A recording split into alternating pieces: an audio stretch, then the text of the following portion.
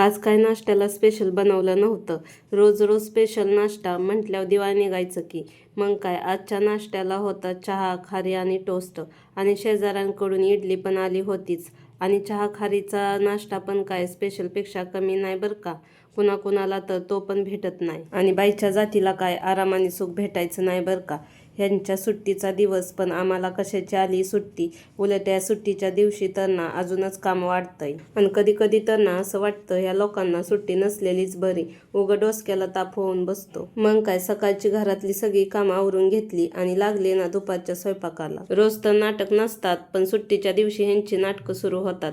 आज काय डाळ भात नाही का, असा प्रश्न नको म्हणून डाळ भाताचा कुकर लावून घेतला आणि लागले ना भाजीच्या तयारीला. टोमॅटो कांदा मस्त असा बारीक बारीक कट करून घेतला आणि टोमॅटोची भाजी जशी तनूच्या पप्पाला आवडते ना तशी बनवली. आणि नंतर इकडं कुकर पण थंड झालता. मग काय, लगेचच डाळीला पण फोडणी देऊन घेतली. आता इथं डाळ आणि भाजी तयार झालतीच. आणि आज ना मी बनवणार होते पुदिना कोथिंबीरचे फुलके.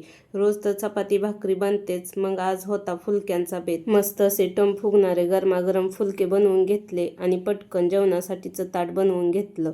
आजच्या जेवणामध्ये होतं डाळ भात, टोमॅटोची चटणी आणि गरमागरम फुलके. आणि हे फुलके तर ना एवढे टेस्टी झालते ना की ते कोरडे खाल्ले तरी टेस्टी लागत होते. आम्ही सर्वांनी ना गरमागरम जेवणाचा आस्वाद घेतला. आता थोड्या वेळानंतर ना ह्या दोघांना प्यायचा होता कोकम सरबत. आणि सुट्टी असली ना की ह्या दोघांचं माझ्या मागे चालूच असतं, हे बनवून दे ते बनवून दे. मग काय हो, दिला ना त्यांना कोकम सरबत पण बनवून.